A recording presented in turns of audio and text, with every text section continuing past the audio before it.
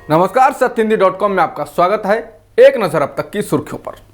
तालिबान ने अफगानिस्तान के बड़े भाग पर कब्जा कर लिया है, जिसके बाद से उन्होंने अब फिर से इस्लामी शासन की कठोर व्याख्या के तहत वहां अपने हिसाब से आदेश लागू करने शुरू कर दिए हैं। हाल ही में उन्होंने अफगानिस्तान और ताजिकिस्तान के बीच की सीमा पर स्थित शेर खान बंदर पर कब्जा किया था, जिसके बाद अब उन्होंने यहाँ के लोगों के लिए अपने मुताबिक नियम लागू करने का आदेश दे दिया है। उन्होंने स्थानीय इमाम को एक पत्र भेजकर अपना पहला आदेश जारी किया है। कलाफगंज जिले के निवासी 25 वर्षीय सैफुल्लाह का कहना है कि इस आदेश में कहा गया है कि महिलाएं बिना किसी पुरुष के साथ बाजार नहीं जा सकती और पुरुष अपनी दाढ़ी नहीं हटा सकते। आदेश के मुताबिक वहां धूम्रपान बंद कर दिया गया है और आदेश का उल्लंघन करने वाले को सख्त सजा देने का भी प्रावधान है। रॉयटर्स की खबर के मुताबिक तालिबान ने अब पाकिस्तान और अफगानिस्तान की सीमा के बीच की सबसे अहम चौकी पर अपना कब्जा कर लिया है। एक पाकिस्तानी अधिकारी के हवाले से रॉयटर्स ने कहा है कि तालिबान ने पाकिस्तानी शहर चमन और अफगान शहर वेश के बीच बॉर्डर पार करने वाले फ्रेंडशिप गेट के ऊपर लगे अफगान सरकार के झंडे को उतार दिया है। बता दें, अफगानिस्तान के मुख्य दक्षिणी शहर कंधार के दक्षिण में ये क्रॉसिंग देश का दूसरा सबसे व्यस्त प्रवेश द्वार है, जो कि दक्षिण पश्चिम और पाकिस्तानी बंदरगाहों के बीच मुख्य कड़ी है। अफगान सरकार के आंकड़ों के अनुसार इस क्रॉसिंग का इस्तेमाल रोजाना 900 ट्रक करते हैं। वहीं वेश शहर के आसपास तालिबान और अफगान बलों के बीच भारी लड़ाई और जमीन कब्जाने के कारण पाकिस्तान को अफगानिस्तान के साथ अपनी सीमा के कुछ हिस्सों को सील करना पड़ा है।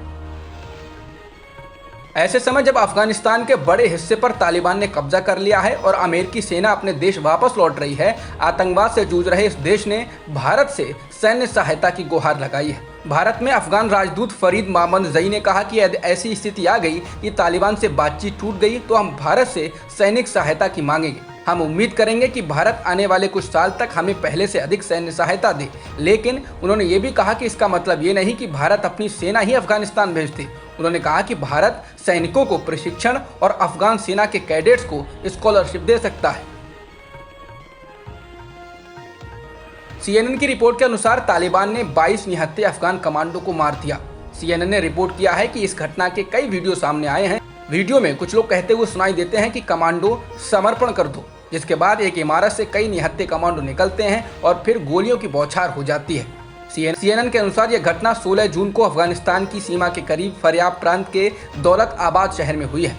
रेड क्रॉस ने 22 कमांडो के शव बरामद करने की पुष्टि की है। हालांकि तालिबान ने CNN को बताया कि कमांडो को गोली मारने वाले वीडियो फर्जी थे और ये सरकार का लोगों को आत्मसमर्पण न करने के लिए बढ़ावा देने के लिए है। तालिबान के एक प्रवक्ता ने कहा कि उनके पास अभी भी 24 कमांडो हैं जिन्हें फरियाब प्रांत में पकड़ा गया था, लेकिन उन्होंने ऐसा कोई सबूत नहीं दिया। वहीं अफगान रक्षा मंत्रालय ने इस बात से इनकार किया और कहा कि उनको तालिबान ने मार दिया है। पश्चिम बंगाल के जिस नंदीग्राम विधानसभा सीट से ममता बनर्जी शुभेंदु अधिकारी से चुनाव हार गई थीं, वहां इस्तेमाल की गई ईवीएम और कागजातों को सुरक्षित रखने का कलकत्ता हाईकोर्ट ने आदेश दिया है। ममता बनर्जी की याचिका पर सुनवाई करते हुए अदालत ने यह आदेश दिया। इसके साथ ही कोर्ट ने कहा कि चुनाव आयोग और रिटर्निंग अफसर को भी नोटिस जारी किया जाना चाहिए। ममता बनर्जी ने कलकत्ता हाईकोर्ट में एक याचिका दायर कर बीजेपी के शुभेंदु अधिकारी के नंदीग्राम से चुने जाने को चुनौती दी थी। उन्होंने याचिका में कहा था कि अधिकारी के निर्वाचन को निरस्त करने के लिए घूसखोरी समेत भ्रष्टाचार में लिप्त होने, नफरत और शत्रुता को बढ़ावा देने, धर्म के आधार पर वोट मांगने और बूथ पर कब्जा करने के आरोप लगाए गए थे। उन्होंने मतगणना की प्रक्रिया में गड़बड़ी और फॉर्म 17C का पालन नहीं करने के आरोप भी लगाए थे, जिसमें वोटों की गिनती का रिकॉर्ड रखा जाता। दिल्ली के सत्र न्यायालय ने एक बेहद अहम फैसले में दिल्ली पुलिस पर कड़ी टिप्पणी करते हुए कहा है कि उसने दिल्ली दंगे के दौरान गोली चलाने के अभियुक्तों के बचाव में साक्ष्य गढ़ा था। अदालत ने दिल्ली पुलिस की एक याचिका को खारिज करते हुए आदेश दिया कि वह गोंडा निवासी नसीर की शिकायत पर FIR दर्ज करे। अदालत ने यह भी कहा कि दिल्ली पुलिस ने एक दूसरे FIR में इस मामले के अभियुक्त के बचाव के लिए साक्ष्य गढ़ा। अदालत ने इसके साथ ही पुलिस की तीखी आलोचना करते हुए कहा कि वह अपने कर्तव्य के निर्वाह में बुरी तरह नाकाम रही है।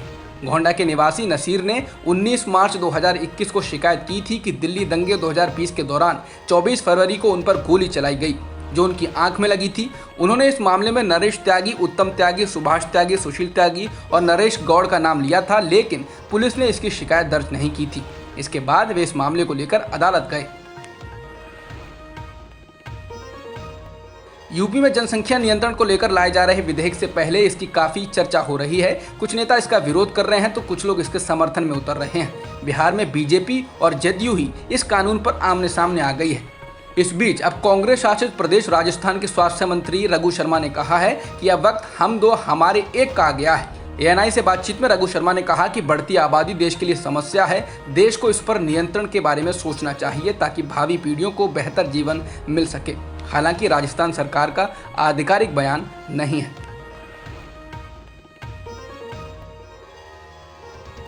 केंद्र सरकार के कर्मचारियों को बुधवार को बड़ी सौगात मिली है। सरकार ने केंद्रीय कर्मचारियों के महंगाई भत्ते यानी डीए और महंगाई राहत यानी डीआर को बढ़ाकर 28% कर दिया है। ये बढ़ा हुआ महंगाई भत्ता 1 जुलाई से लागू होगा। केंद्रीय कैबिनेट की बैठक में ये फैसला लिया गया है। अभी तक 17% महंगाई भत्ता मिलता था। सेवारत कर्मचारियों के साथ ही पेंशन भोगियों को भी इसका फायदा मिलेगा। बुधवार को दोपहर में केंद्रीय कैबिनेट की बैठक हुई। हाल में हुए कैबिनेट विस्तार के बाद एक हफ्ते में यह दूसरी बैठक थी। निश्चित रूप से सरकार के इस फैसले से लाखों कर्मचारियों और पेंशन भोगियों को फायदा होगा। सुप्रीम कोर्ट ने बुधवार को उत्तर प्रदेश सरकार से पूछा है कि आखिर उसने कोरोना महामारी के दौरान कांवड़ यात्रा के आयोजन की अनुमति क्यों दी है।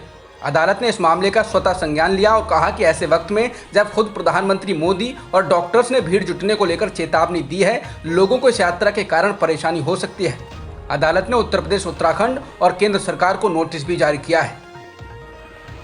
जस्टिस आरएफ नरीमन और जस्टिस बीआर गवई की बेंच ने यूपी में कांवड़ यात्रा को लेकर कहा कि आज उन्होंने एक अंग्रेजी अखबार में इस बारे में पढ़ा कि उत्तर प्रदेश सरकार ने कांवड़ यात्रा की अनुमति दे दी है, जबकि उत्तराखंड ने अपने पिछले अनुभवों से सबक लेते हुए इस पर रोक लगा दी है। अदालत ने कहा कि हम इस बारे में संबंधित सरकारों का स्टैंड जानना चाहते हैं।